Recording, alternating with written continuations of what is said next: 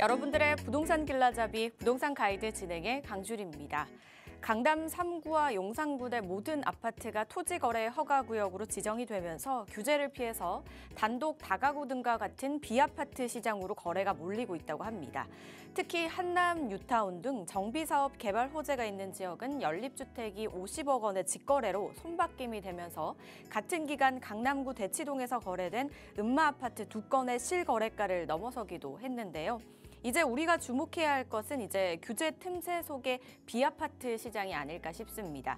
그런 유망 투자처 찾고 계시다면 저희 부동산 가이드와 함께 해주시기 바랄게요. 방송 보시다가 부동산 관련해서 궁금하신 부분 있으시거나 고민 있으시다면 저희에게 전화와 문자 주시면 되는데요.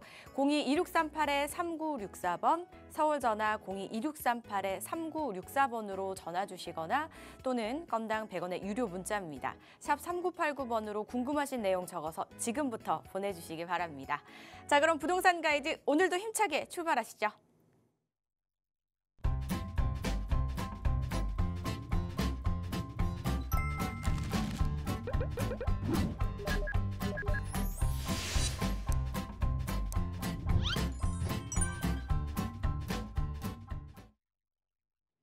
저희 부동산 가이드 매주 금요일마다 이 부동산 관련된 고민을 속 시원하게 해결해 주시는 분이죠. 국토개발연구소의 이윤환 대표 자리하셨습니다. 어서 오세요, 대표님. 네, 반갑습니다.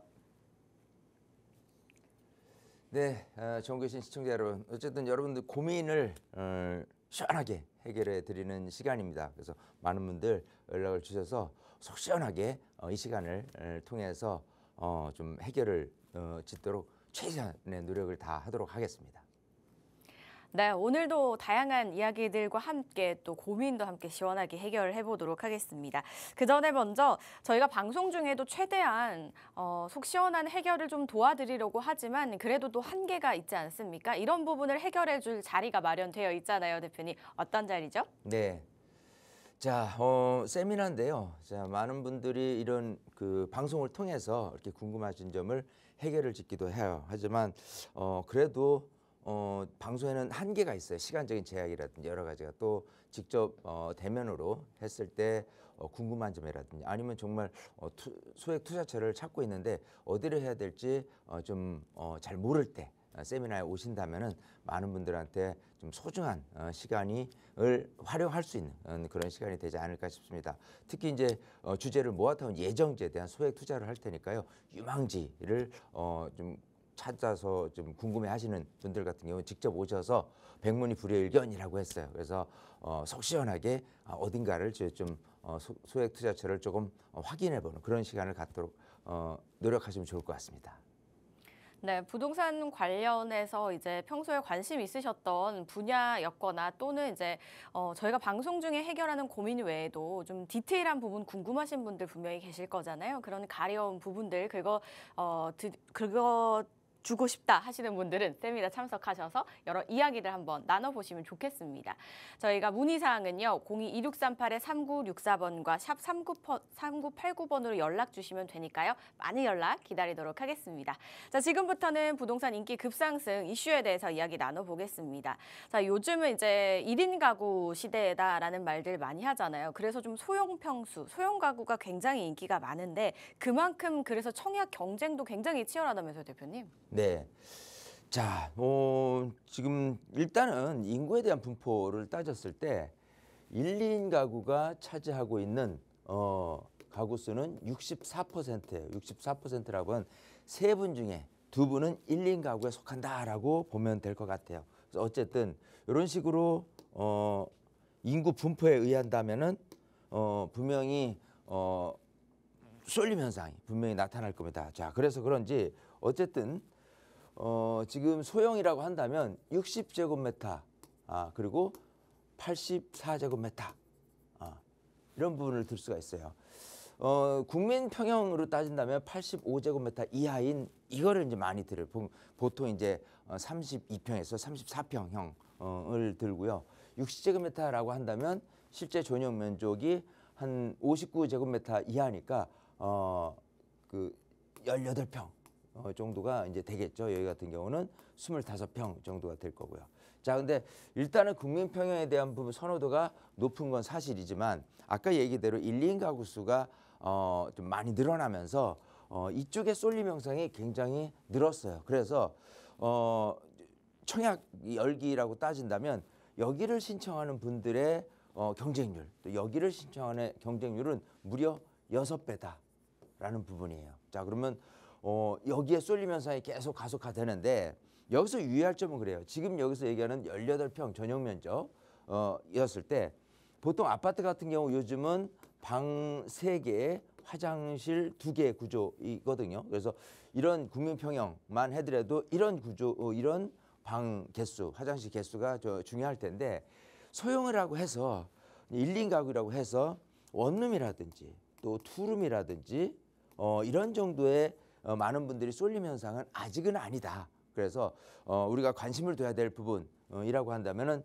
이렇게 60제곱미터 이하의 방 3개, 화장실 2개라는 부분에 초점을 맞춰야지 그 이하로 쏠림 현상이 소형이라고 해서 최소형으로 가지는 않는다라는 것을 말씀을 드리고 싶어요. 그게 지금 일반적인 아파트에 대한 청약 열기라고 한다면 재개발 재건축 시장도 마찬가지 이쪽으로 경쟁이 많이 몰릴 것이라는 것을 우리가 유추해 볼 수 있습니다. 그렇기 때문에 많은 분들이 소형이라고 무조건 작은 원룸 투룸에 대한 부분보다도 이렇게 방 3개, 화장실 2개 구조의 60제곱미터 이하인 부분에 쏠림 현상이 계속해서 좀 증가할 가능성이 있다는 부분은 우리가 알고 가야 되겠다 생각이 됩니다.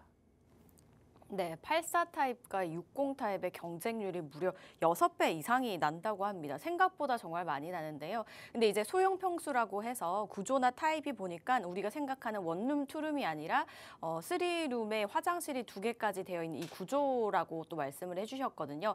그래서 무조건 초소형, 소형 평수가 중요한 것이 아니라 구조도 함께 봐야 되는 부분이 또 포인트였던 것 같아요. 이 부분 잘 참고를 해보시고 지금 현재 신축도 인기가 많지만 서울 내에서는 굉장히 또 재개발이나 재건축이 활발하게 진행이 되는 만큼 많은 분들이 관심을 가지고 계십니다.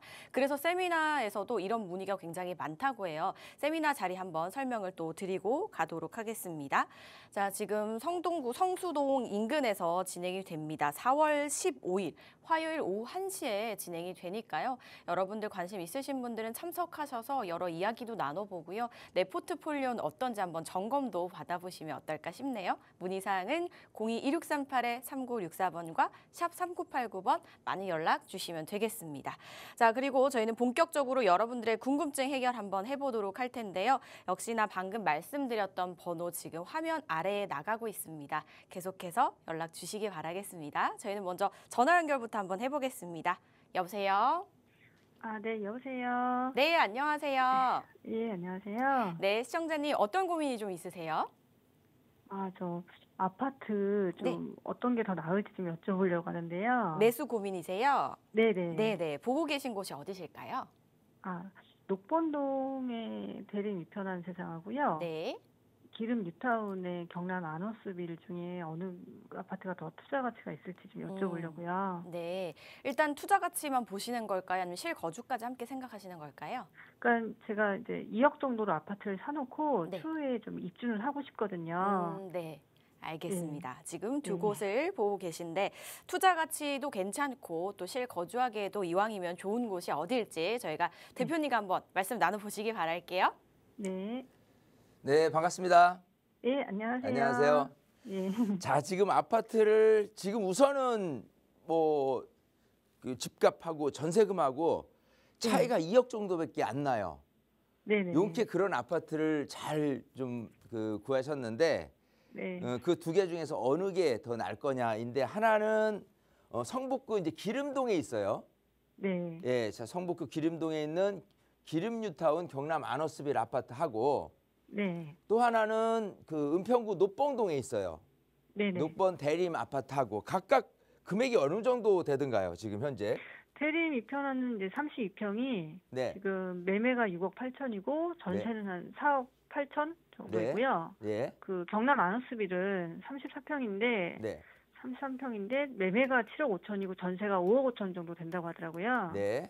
네. 그래요. 자, 뭐 많은 시청자분들도 궁금해하실 거예요. 2억 갖고 아파트를 사둘 만한 게 있긴 있네. 이제 이렇게 궁금해하실 텐데, 자 볼게요. 네. 일단은 뭐 지금 금액으로 따진다면은 그 기름뉴타운에 있는 아파트가 조금 더 우위에 있어요.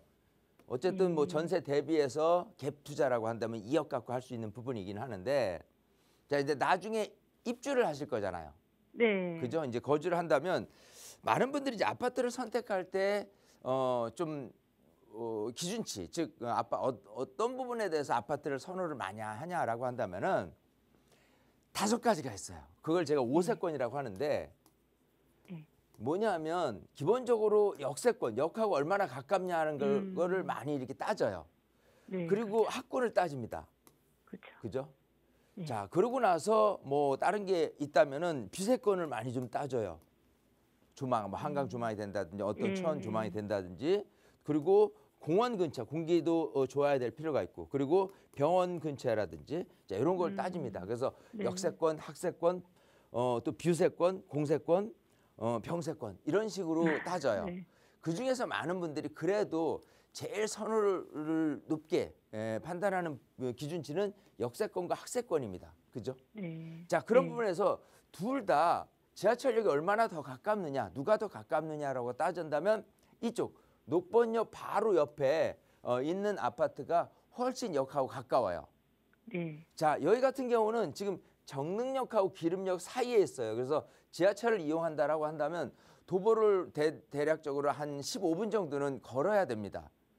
그런 부분에 대해서는 아무래도 역세권 아파트가 조금 더 유리하다면 이게 더 나을 거예요. 자, 그 다음에 이제 학세권입니다. 학군이라는 부분을 따진다면 여기는 기름뉴타운 쪽이기 때문에 학군이 제법 괜찮기는 해요. 자, 여기 같은 경우는 그래요. 예전에 학군적인 부분하고 지금의 학군적인 요소라고 따졌을 때 본다면요, 이 근처에 지금 아파트들이 굉장히 많이 들어섰어요. 네. 통상적으로 학군이 좋다라는 부분은 아파트에 거주하는 자녀들이 이제 많을수록 학군이 좀 레벨이 올라가요. 네. 만약에 이제 단독 다가구 또 빌라, 연립빌라 쪽으로 이렇게 많이 구성되어 있는 자녀들에 대한 학군보다도 높게 나타나요. 그렇기 때문에 여기도 학군에서 여기에 비해서 밀리지 않는다. 네. 자, 나머지는 뭐 비율, 공세권 뭐 이런 부분에 대해서는 특별하게 어떤 큰 메리트가 없다 손 치더라도 어쨌든 요 2가지만 놓고 본다 그러면은 둘 중에 우리 시청자님 생각에서는 내가 사야 될 아파트를 남들이 따라서 사겠다라고 한다면 어느 아파트를 더 선호할 것 같아요? 우리 저는 시청자님 이제 봤을 직장을 때. 다니니까 네, 아무래도 전철역이 조금 더 가까운 게 맞죠? 싶기도. 네. 네. 그래서 일단은 매매 금액도 이게 6억 8천이고 요게 또 7억 5천이잖아요. 네. 예, 전세를 빼고서라도 어쨌든 기본 베이스인 아파트의 거래 금액으로 따진다면 그래도 얘가 경제적 부담도 덜 할 것이면서 아까 얘기대로 지하철역 가까운 게 점수가 훨씬 높기 때문에 얘를 선택하는 게 맞아요. 이해하시겠어요? 네. 자, 네, 왜냐하면 네, 여기 네. 있는 거는 느낌이 이제 기름뉴타운이라고 하기 때문에 나쁘지는 않아요. 전체적으로 성북구에서 차지하는 선호도는 높은 거는 맞아요.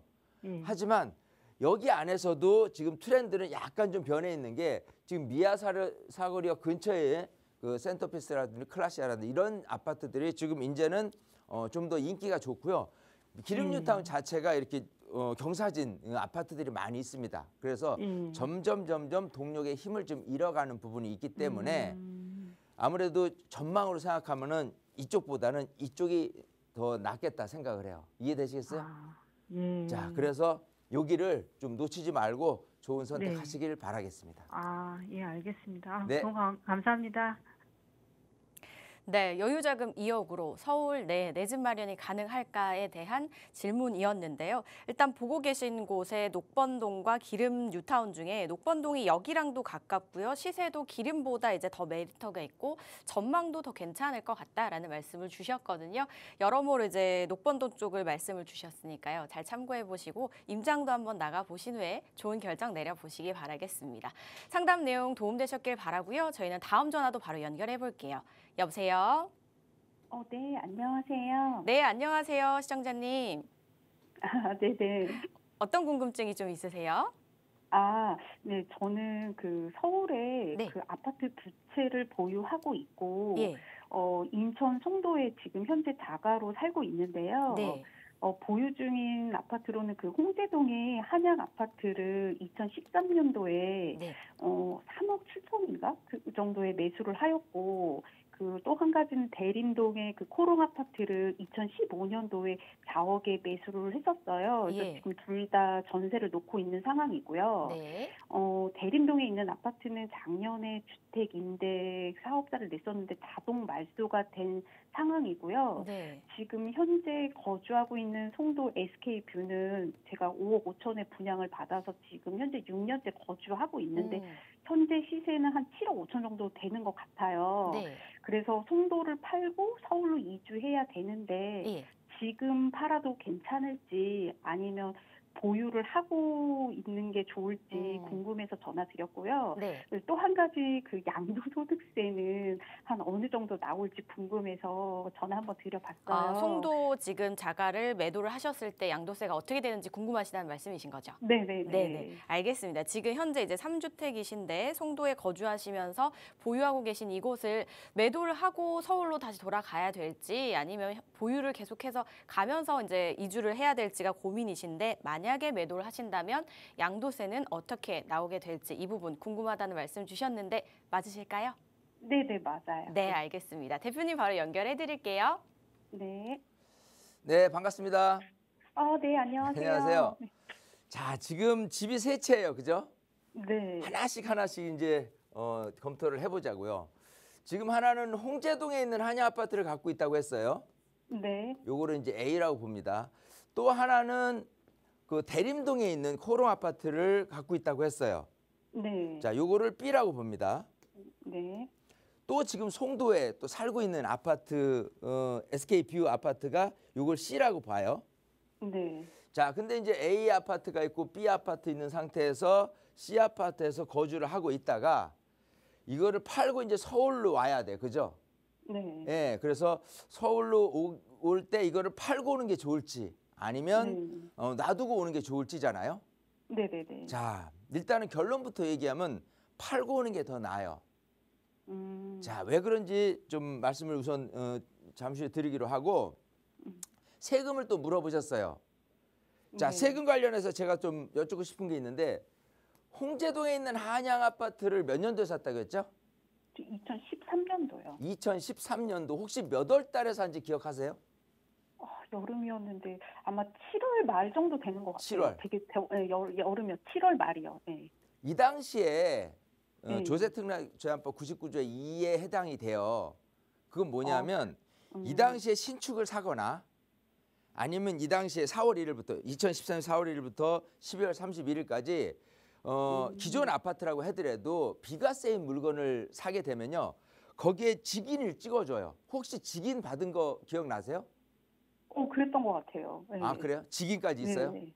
네네. 자, 오케이. 자, 요거 하나 됐고. 자, 그리고 B는 주택임대 사업자를 등록을 했다가 작년에 말소됐다고 했잖아요. 네. 자, 그런 상태로 본다면 C에 대한 양도소득세는 안 나옵니다. 비과세예요. 운이 좋은 케이스죠. 자, 볼게요. 우선은 A는 아까 얘기대로 조세특례제한법에 대한 혜택을 줄 때예요. 부동산 시장이 안 좋을 때 이런 혜택, 세금 혜택을 줘요. 그래서 이거를 사게 되면 특히 세금에 관련된 혜택을 주는데 어떤 혜택이냐면 주택세에서 제외시켜 주는 거예요. 예, 그러니까 이거를 팔 때 주택세에서 제외돼라는 부분이 있고요. 또 하나는 B는 그럼 뭐냐라고 한다면 얘는 주택임대 사업자를 등록을 했는데 폐업은 됐어요. 그죠? 근데 그 폐업한 시기로부터 따졌을 때 보면은 5년 내에 종전주택, 다른 주택을 팔 때 이 주택에서 2년 이상만 거주를 하게 된다라고 한다면 주택세에서 제외시켜 줍니다. 이해되세요? 네. 그래서 A도 그렇고 B도 그렇고 얘 팔 때는 주택세에서 제외시켜주는 혜택을 받는 거예요. 자, 작년에 이게 그 주택임대 사업자 말소가 됐다 했으니까 올해 2025년이니까 앞으로 4년 안쪽으로 얘를 팔아야 되는데 얘를 가져갈 이유가 없냐? 그러면 4년 후에 파는 게 더 낫지 않느냐? 또 이렇게 물어볼 수도 있잖아요. 그렇죠. 4년 네. 안쪽으로. 근데 네. 그렇지 않아요. 그래서 지금 파는 게 이왕 이사를 서울로 오면서 서울로 오는 게 낫겠다라고 한다면 저는 어쨌든간 파는 게 좋겠다 우선 말씀을 드렸잖아요. 네. 여기 지도를 좀 더 구체적으로 좀 들어가 볼게요. 자, 그러면 이 송도 좋죠. 생활하기도 좋고 여러 가지 측면에서 다 좋은데 기본적으로 이제 송도 안에서 여기 송도 SK뷰가 여기 끝에 있잖아요. 네. 자, 있는데 이쪽에서 보면요. 전체적으로 기업들이 특히 포스코부터 해가지고 많이 유치가 돼서 실거주 수요자들도 많이 있어요. 자, 근데 이쪽에서의 가장 핵심은요. 기본적으로 인천대 입구를 중심으로 한 바운더리 여기가 가장 노른자예요. 그러니까 강남으로 따진다면은 강남권이 여기에 속하는 거예요. 그렇지 않은 곳들은 계속해서 공급량이 늘어납니다. 새 아파트가 계속 있다는 소리예요. 근데 사람도 계속 늘어나고 새 아파트도 계속 늘어나면은 괜찮겠죠. 근데 이런 기업들이 계속해서 늘어나는 게 아니라 주거 공간이 오히려 늘어난다라고 하면 수요 공급 논리상은 불균형을 이루는 거예요. 즉 공급은 많아지고 수요자들은 그대로다라고 한다면 앞으로 집값이 계속 오를 수 있느냐. 얘도 신축으로 계속해서 늘어나고는 마당에 얘가 수요 공급 논리로 희소 가치가 있느냐 하면 그렇지 못하다는 거예요. 이해하세요? 네. 네, 그렇기 때문에 얘를 이왕 지금 올랐잖아요. 또 뭐 5억 5천에 샀는데 7억 5천까지 오르고 양도세도 비과세를 받을 수 있는 지금 시점에 팔고 서울 쪽으로 이사를 오는 게 훨씬 낫겠다 싶어요. 왜냐하면 나누는 것 자체도 또 다른 투자예요. 근데 어쨌든 조금이라도 더 올라갔다고 손치더라도 비과세를 받을 수 있는 부분은 앞으로 4년 안쪽이 있거든요. 그러면 4년 안쪽까지 얼마만큼 오를 거냐라고 한다면 제가 볼 때는 오를 여지가 크게 없다는 거예요. 그렇기 때문에 지금 쿨하게 비과세 받고 서울로 입성을 하고 또 다른 투자를 생각을 할 필요가 있겠죠. 굳이 송도에 뭐 투자를 하는 것보다는 서울에도 뭐 투자할 때들이 많이 있으니까. 이해하시겠죠? 네, 알겠습니다. 네, 그런 측면에서 좀 파는 걸로 정하는 게 좋겠다. 세금적인 부분이고 미래 관점적인 시세가 크게 올라가지 않는 두 가지 관점으로만 본다면 파는 게 낫겠다. 아시겠어요? 네네, 감사합니다. 이렇게 정리해드리겠습니다. 네, 홍제동을 매수하실 때 시기가 이제 주택수 제외해 줄 때의 시기고 대림동도 이제 임대사업자가 말소가 되어서 시기 내에 매도를 하시면 비과세 혜택을 받을 수가 있다고 합니다. 그래서 양도세를 내지 않아도 되니까 송도는 지금 타이밍에 정리를 하시면 어떨까라는 말씀을 주셨거든요. 잘 참고해 보시고 또 비교도 다시 한번 해보신 다음에 현명한 판단 내려보시기 바라겠습니다. 전화 주셔서 다시 한번 고맙습니다. 자, 이렇게 부동산 관련해서 뭐 소액으로 내 집 마련이 가능할까요? 또는 다주택자인데 세금 관련해서 복잡합니다. 뭐 이러신 분들 저희에게 전화 문자 주시면 되겠습니다. 02-2638-3964번과 샵 3989번 계속해서 열려 있으니까요. 많이 연락 주시기 바랄게요. 저희 이번에는 문자 한번 만나보겠습니다. 0189님이 보내주셨는데요. 자양동과 천호동에 신축 빌라를 투자를 하려고 하는데 괜찮을까요? 라고 보내주셨거든요. 이제 광진구와 강동구입니다. 이게 지리적으로 둘 다 강남이랑 좀 가까워서 굉장히 또 매력이 남다를 것 같은데 앞서서 저희가 오프닝에서 이제 비아파트 투자가 인기 있다라는 말씀을 드렸었잖아요. 여기는 좀 어떨까요, 대표님? 자, 그래요. 지금 제가 항상 그 말씀을 드리는 부분이 입지가 얘는 지금 하나는 천호동이라고 했어요. 강동구겠죠. 또 하나는 자양동이라고 했어요. 저 광진구겠죠.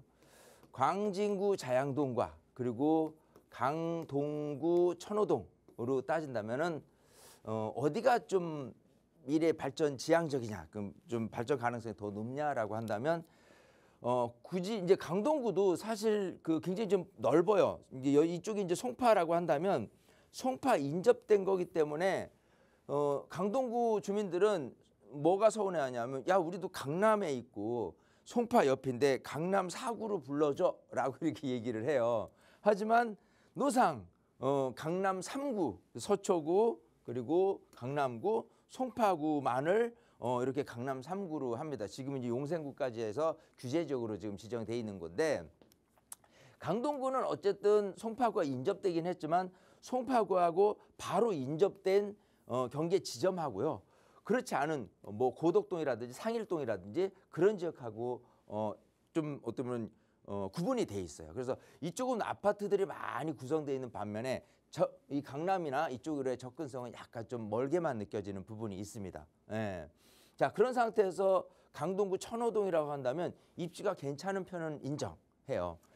자, 그러면 자양동은 어떠냐면 광진구 전체적으로 따졌을 때 보면은요, 이 한강변을 끼고 있는 부분들이 굉장히 좀 넓게 포진되어 있어요. 특히 자양동 같은 경우는.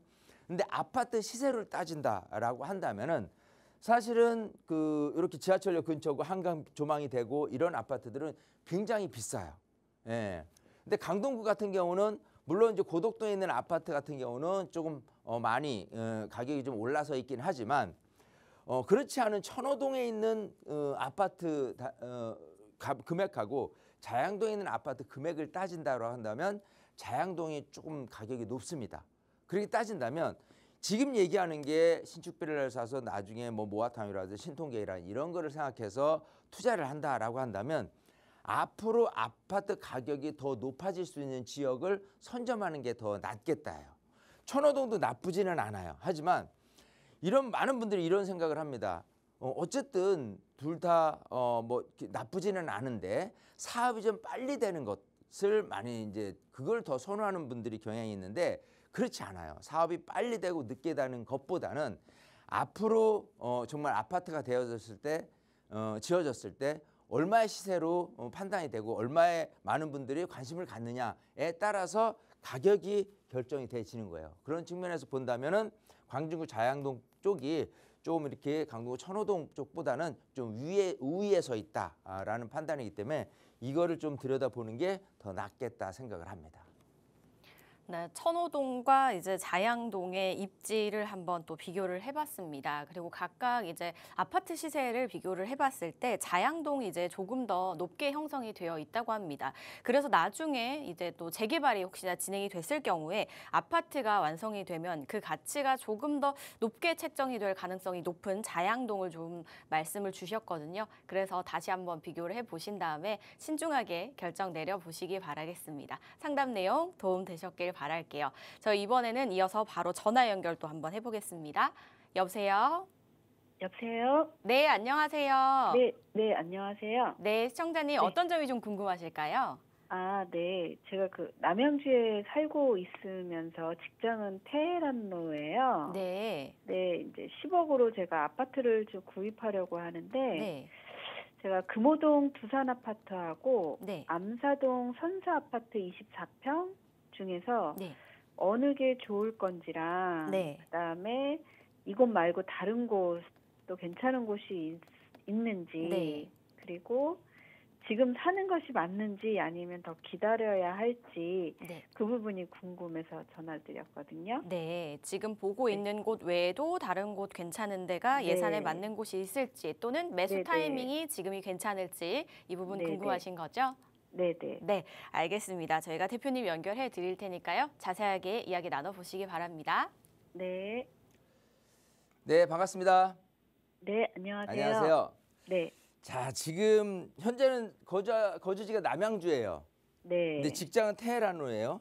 네네. 네, 그래서 이쪽으로 지금 오시려고 하는데 집을 10억 안쪽으로 지금 알아보신 것 같아요. 그죠? 네네. 그래서 하나는 금호역 옆에 있는 두산 아파트를 보셨고 또 네. 하나는 암사에 있는 선사 현대 아파트를 보셨어요.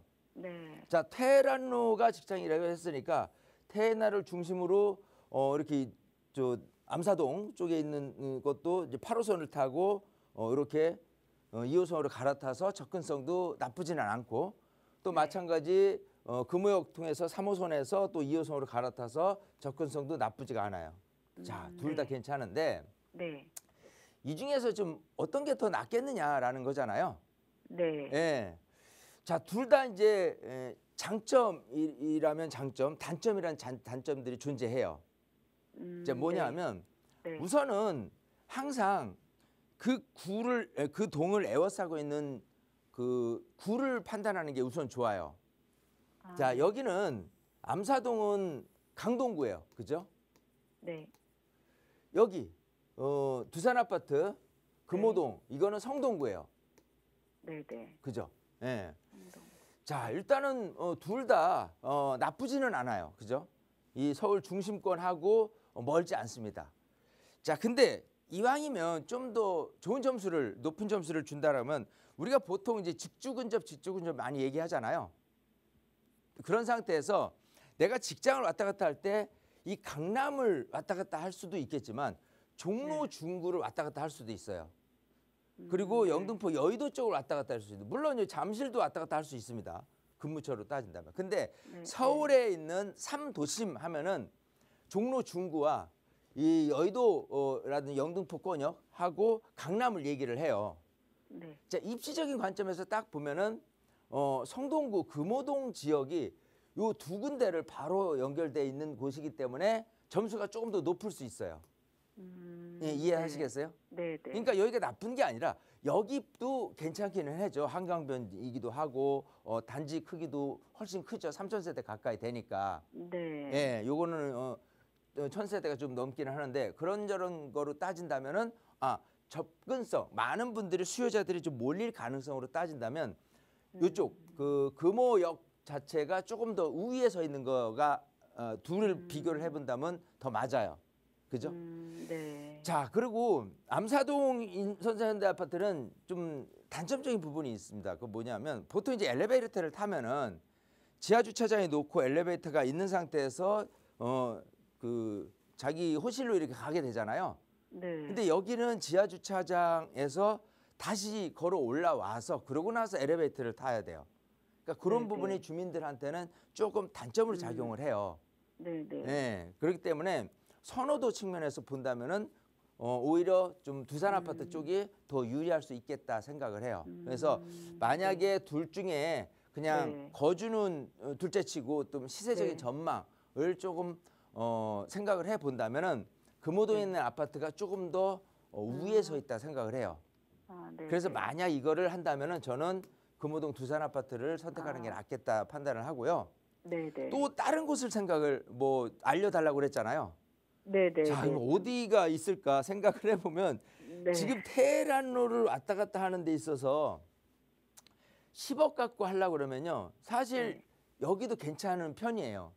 예, 지금 보신 두 군데가. 만약에 이 두 군데가 아닌 곳을 선택을 하려고 한다면은 이쪽 광진구 지역이거나, 왜냐하면 7호선 라인으로 해서 갈아타는 부분도 있을 수 있는 부분이고, 아니면 이제 동작구 쪽에 있는 아파트를 바라보시는 게 또 맞겠죠. 이 안쪽으로는 그럴 만한 아파트가 없으니까.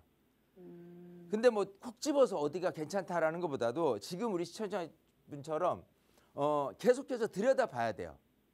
그래서 이제 두 군데만 보셨지만 지금 강동구 암사동이라든지 성동구 금호동 쪽에 있는 아파트 말고 전체적으로 이제 광진구에 있는 아파트도 들여다보시고, 그리고 동작구에 있는 아파트도 들여다보시고, 그렇게 해서 좀 이렇게 전방위적으로 왜냐면 많은 분들이 그래요.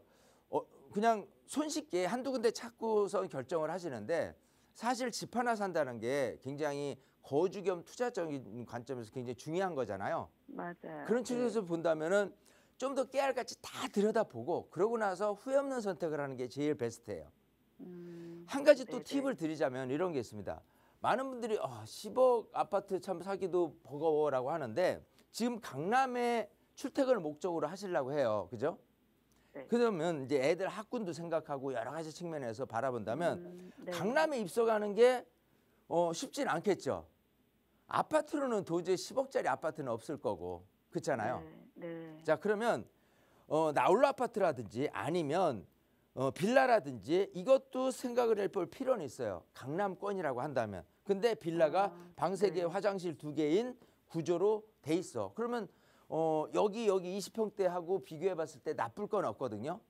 근데 제가 이것도 나쁘지는 않아라고 하는 이유는 그냥 많은 인식에서 아파트를 더 선호하는 건 맞아요. 하지만 요즘 빌라라는 컨셉 자체를 놓고 본다면은 이 빌라가 에워싸고 있는 그 바운더리 자체가 예를 들어 모아타운으로 된다라고 한다면 일석이조 효과를 누릴 수 있어요. 내가 여기서 거주를 출퇴근을 용이하게 하면서 이 지역이 나중에 재개발이 돼서 아파트가 되어진다면은 그런 것도 꾀할 수가 있어요. 그러나 빌라라고 따진다면 방 3개짜리를 7억에서 8억에도 충분히 매입을 하고 잉여 투자를 따로 할 수 있어요. 아까 뭐 어떤 분이 천호동이라든지 광진구라든지 자양동이라든지 이런 빌라를 좀 투자를 생각한다고 하는데 그런 것도 정말 한 2, 3억 가구도 투자를 할 수 있다면 네. 2마리 토끼를 다 잡을 수도 있는 거예요. 그래서 제가 얘기한 대로 지금 보신 아파트 말고도 광진구에 또 동작구에 있는 아파트도 한 번 더 보시고 그리고 이 안에서 좀 빌라, 방세, 화장실 2개짜리를 찾아보는데 그 바운더리가 정말 개발 가능성이 있다라고 한다면 그것도 그냥 빌라 무시하지 마시고 네. 나쁘진 않겠네라는 생각에서 접근을 해보시라는 거예요. 아시겠어요? 네. 예, 힌트 네, 많이 네. 드렸으니까 이제부터 요이 땅 해가지고 좀 많이 찾아보시고 그래도 모르겠다라고 한다면은 방송을 다시 참여하시거나 아니면 세미나를 오시면 돼요. 아시겠어요? 네. 알겠습니다. 이렇게 정리해드리겠습니다. 네, 감사합니다. 네. 네, 서울의 중심 업무지구 3군데 중에 이제 2군데를 좀 아우를 수 있는 금호동이 수요도 그렇고 선호도가 좀 높지 않을까라는 말씀을 주셨고요. 보고 계신 곳 외에도 이제 다른 곳을 보실 곳은 광진구나 동작구 추가적으로 한번 보시고 이외에도 이제 재개발이 가능성이 있는 곳도 한번 살펴보시면 어떨까라는 말씀을 주셨습니다. 아무래도 부동산을 매수한다는 게 사실 쉬운 일이 아니기 때문에 후회 없는 선택을 위해서 더욱더 꼼꼼하게 살펴보시고 신중한 결정을 내려보시기 바라겠습니다. 상담 내용 도움되셨길 바랄게요. 저희 계속해서 다음 전화도 연결해봅니다. 여보세요? 네. 네, 반갑습니다. 네, 안녕하세요. 네, 시청자님 어떤 점이 좀 궁금하실까요? 네, 저기 2022년에 네. 다양 이동 빌라를 예. 샀는데요. 네. 지금 이제 모아타운 동의서를 걷고 있어서 네. 가격이 조금 올랐어요. 네. 그래서 한 채를 더 사고 싶은데 괜찮을지 궁금하고 아니면 혹시 또 투자할 만한 다른 곳이 있으면 추천도 받고 싶거든요. 예. 혹시 여유 자금이 어떻게 되실까요? 여유 자금이 한 2, 3억 정도 있어요. 네, 알겠습니다. 네. 그 선에서 추가적으로 다른 곳이 투자가 가능할지 아니면 한 채 더 추가를 해도 괜찮을지 한번 이야기 나눠보겠습니다. 자양 이동입니다. 대표님 어떻게 보시나요? 자, 일단 2022년에 빌라 한 채 자양 이동에 이제 구입을 했는데 그게 좀 올랐어요. 네. 그저 모아타운을 진행한다고 막 동의서를 걷고 있는 중인 것 같아요. 네. 자, 어딘지 제가 알겠어요. 왜냐하면 이 자양동 하면 이제 광진구 안에 들어가 있는데 자양 1동은 이렇게 그 시장, 전통시장을 주축으로 이렇게 돼 있는 게 자양 1동이고요. 근데 아까 자양 2동이라고 했어요. 그러면 이렇게 구역 아래쪽으로 한강변에 이렇게 배치되어 있는 게 이게 자양 2동이에요. 이게 1동, 이게 2동. 그리고 여기 아파트 자양역하고 건대입구역 이쪽으로 돼 있는 게 자양 3동. 그리고 이렇게 돼 있는 게 자양 4동이 됩니다. 자, 근데 이제 2동에 샀고 거기서 이제 모아타운 동의서를 접수하고 있다고 했는데 기본적으로 우선 뭐 4동 같은 경우는 신속통합계획이에요. 이 자양역을 근처로 해가지고 뭐 나중에 3,000세대가 들어올 정도이기 때문에 굉장히 좀 핫합니다. 예. 또 나머지 같은 경우는 이 자양 3동은 아파트로 구성이 많이 돼 있어요. 이제 재개발보다는 재개발되는 7구역도 있긴 하는데 어쨌든 자양 1동 같은 경우는 이렇게 모아타운이 이미 선정된 곳이 있어요. 예, 그래서 활발히 진행되고 있고 그렇지 않은 곳 같은 경우도 지금 뭐 주민설명회를 한다든지 동의서를 걷는다든지 이런 부분으로 좀 활발히 진행되고 있습니다. 전체적으로 자양동이 전부 다 획기적인 좀 이렇게 개선을 하기 위한 후보지로 굉장히 좀 많이 이렇게 바뀔 거다 생각을 해서 굉장히 앞으로의 전망이 좋아요. 자, 그 상태에서 자양 2동을 본다면요. 자양 2동은 이렇게 세 군데로 나뉘어져요. 이게 A구역이고요. B구역이고요. 이게 C구역으로 이렇게 나눠집니다. B구역은 이미 이 공모 방식으로 해서요. 모아타운 선정이 돼 있는 곳이 돼버렸고 지금 A구역이 한참 동의서를 접수받고 있거나 아니면 C구역이 한참 동의서를 받고 있는 곳이에요. 어쨌든 간 이렇게 봤을 때 A구역 또는 C구역 안에 지금 매입을 해놓으셨고 또 한 채를 살라고 해요. 자, 일단은 사는 거에 대해서는 저는 나쁘지 않다고 생각해요. 왜냐하면 투자적인 관점에서 이렇게 생각을 해야 돼요. 지금 전보다 올랐어. 몇 년, 2, 3년 전보다 올랐어. 그러면 오른 가격을 따져서 만약에 몇 년 전에 샀을 때 투룸 기준으로 했을 때 그 빌라가 5억에 매입을 했다고 가정을 해요. 근데 지금 이게 7억까지 올랐네. 그럼 지금 피가 2억을 붙었다고 많이들 생각을 하시는데 그렇지 않아요. 뭐냐면 만약에 내가 7억에 샀는데 나중에 평가받을 금액이 7억이 되었다라고 한다면 무피입니다. 피가 없는 거예요. 그러니까 헷갈리시면 안 돼. 아, 전 가격보다 올랐기 때문에 피가 2억 붙었겠라고 판단을 할 게 아니고 아, 지금 현재 시세가 7억 정도인데 이게 평가를 얼마 받을 거냐라는 게 가장 중요한 거예요. 그런 측면에서 대략 이쪽 동네에서 얘기 나누는 얘기 나오고 있는 것들이 투룸 기준으로는 뭐 8억 정도까지도 지금 얘기 나오고 있어. 그 정도 평가를 받을 것이다. 그러면 내가 조합원으로서 재개발을 할 때 이게 뭐 한 10억짜리다 아파트가. 그러면 7억 평가를 받고 3억만 추가 분담금 내면 되는 거예요. 그게 이제 시간 지나면서 가격이 계속 올라가거든요. 예를 들어 신통기획이다 라면 투룸 기준으로 지금 한 12억 됩니다. 여기 같은 경우는 지금은 아직 한 7억 정도 돼요. 근데 전세를 뭐 한 3, 4억 꼈다라고 한다면 기본적으로는 뭐 3억 갖고 이렇게 투자할 수 있는 부분, 좋은 부분은 있어요. 그렇기 때문에 지금 조금 올랐다 하더라도 피가 붙은 게 아니라고 한다면은 저는 매입을 해도 괜찮다인데 여기서 굉장히 중요한 게 있어요. 뭐냐면 분명히 뭐 모아타운을 진행을 해요. 모아타운이 있으면 이 모아타운에서도 사실은 그 같은 구역에 사면은 안 돼요. 뭐냐면 그 같은 한 구역에 뭐 2개, 3개가 있어요. 근데 종합 자격은 1명만 줍니다. 예, 그렇기 때문에 일단은 내가 갖고 있는 물건이 어디다 있다라고 한다면 그 구역은 피해야 돼. 물론 이제 이 정확하게 이 지도를 놓고 이렇게 본다면요. 블럭이 이렇게 설정이 될 거예요. 그래서 이게 1구역, 2구역, 3구역, 4구역, 5구역, 6구역으로 돼 있기 때문에 만약에 내가 1구역의 물건을 하는 상태라면은 1구역만 피하면 되는 거예요. 나머지 2구역에서부터 2, 3, 4, 5, 6구역 아무거나 사도 괜찮아요. 그러니까 그것만 명심을 해서 내가 갖고 있는 물건하고 좀 다른 구역으로 해서 추가적인 매입을 해놓는다라고 한다면 그거는 괜찮다. 아시겠죠? 네. 네, 이렇게 해서 제가 그 계산하는 방법도 알려드렸으니까 정확하게 모르겠어요라면 꼭 세미나 오시라는 거예요. 아시겠어요? 네, 요리 알겠습니다. 정리해드리겠습니다. 감사합니다. 예, 조합 자격 때문에 이제 같은 구역을 매입하면 안 된다라고 말씀을 하셨으니까 같은 구역 피하셔서 다른 곳 잘 살펴보신 다음에 성공적인 투자 하시길 바라겠습니다. 저희는 이어서 이번에 문자 만나볼게요. 7724님이 보내주셨습니다. 신축 빌라 재개발 구역에서 해제가 됐을 때 입주권이 나올까요? 라고 보내주셨는데요. 재개발 구역에서 해제가 돼도 입주권이 나오나요, 대표님? 자, 이거 굉장히 좀 중요해요. 잘 들으셔야 돼요. 나올 수도 있고 안 나올 수도 있고 하는 겁니다. 자, 기본적으로 이렇게 생각을 해보죠. 지금 이제 신축 빌라라고 했어요.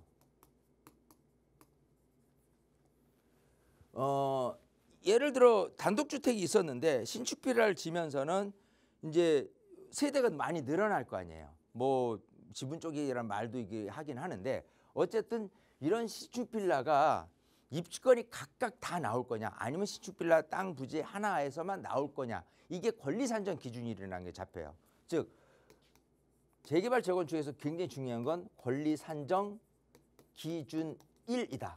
그래서 권리산정 기준 1 이후에는 쪼개면 안 돼요. 예를 들어서 토지만 갖고 있어도 입주권이 나와요.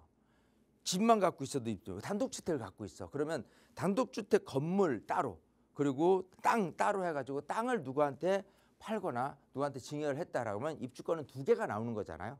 또 여기처럼 신축 빌라라고 한다면 그냥 주인 한 사람이었는데 10세대로 늘어났어. 그러면 10개로 쪼개지는 거란 말이에요. 그런 상태로 권리산정 기준일 이후에는 그런 거를 못하도록 금지하는 기준일이 되는 겁니다. 자, 근데 이런 신축 빌라를 권리산정 기준일을 했을 때 아까 얘기대로라면 구역 해제가 되었을 때라면은 해제됐으니까 상관없어 라고 생각을 많이들 하시거든요. 자, 이 재개발 방식에서 보면요. 기본 계획이 세워지고요. 그 다음에 이제 구역 지정이 되고, 그 다음은 이제 정비 사업이 시작된다라고 보면 됩니다. 그러고 나서 이제 추진위 구성부터 해가지고 조합 설립부터 해가지고 사업 시행인가 받고, 그 다음에 그러고 나서 이제 계속해서 이제 사업이 진행되는 쪽으로 가는데, 자, 구역에서 해제됐어요. 지정됐다가. 자, 해제된 시점에서 만약에 권리 산정 기준이 잡혔다라고 한다면 상관은 없겠지만, 대체적으로 본다면요, 권리 산정 기준을 언제 잡히냐면 기본 계획이 세워졌을 때, 아니면 이렇게 예정지로서 미리 선제적으로 이 권리 산정기를 잡는 날이 따로 있습니다. 그 날을 기준으로 했을 때라고 한다면 그 이후로 권리 산정 기준이, 즉 그 이후로 쪼개면 안 돼요. 자, 근데 얘기대로 구역 지정이 해제됐는데 기본 계획은 살아 있어. 그런 데들이 많이 있거든요. 근데 그렇게 됐을 때 신축 빌라를 지어서 하면은 인정이 되느냐 안 되느냐, 이게 관건인데 안 돼요. 즉 뭘 살피셔야 되냐면, 구역 지정에서 해제됐지만 기본 계획마저도 없어졌느냐 아니면 살아있느냐, 이걸 판단을 해야 돼요. 그래서 만약에 기본 계획이 아직은 살아있네 라고 한다면 권리 산정 기준이 이때로 잡히기 때문에 구역 지정이 해제됐다 손치더라도 이때 신축 빌라를 줬다라고 한다면 얘는 입주권 그 건물에서 딱 하나밖에 안 나온다예요. 이해되시겠어요? 그렇기 때문에 많은 분들이 착각해서 신축 빌라인데 뭐 나온다 안 나온다, 많은 분들이 이렇게 조금 뭐라 그럴까, 판단 미스를 하시는 분들 많아요. 또 그렇게 현혹돼 가지고 좀 싼데 또 이 아파트 입주권 받을 욕심에 이렇게 덜커덕 사셔서 낭패를 겪는 일들을 너무 많이 보고 있어요. 그렇기 때문에 항상 다시 한번 언급드리지만, 기본 계획이 살아있느냐, 기본 계획에 의한 권리 산정 기준이 아직도 존재하냐 아냐냐를 따져서 판단을 하셔라, 이렇게 말씀을 드리고 싶습니다. 예, 지금 이제 구역 해제가 됐어도 기본 계획이 살아있는지, 그리고 권리 산정 기준 살펴보시고 난 다음에 움직이셔야겠습니다. 이 부분 참고해 보시기 바랄게요. 자, 이렇게 상담 원하시는 분들, 사실 상담 내용이 정말 다양합니다. 굉장히 복잡하고 자기에게 맞는 포트폴리오와 전략이 필요한데요.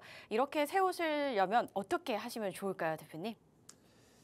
자, 백문이 불여일견이라고 세미나 참여하시면 제일 많은 걸 얻어가실 수가 있어요. 기본적으로 이렇게 디테일하게 여러분들한테 상담을 해드리고는 있지만, 항상 나무를 보기보다는 그 근처에 있는 숲을 보고요, 숲을 에워싸고 있는 전체적인 환경을 봐야 됩니다. 그래서 뭐부터 읽어내야 되냐면, 앞으로 부동산 시장이 어떻게 될 거냐를 갖고 읽어야 돼요. 그걸 잘 읽는 사람이 액션을 굉장히 좀 잘 할 수가 있는 부분이에요.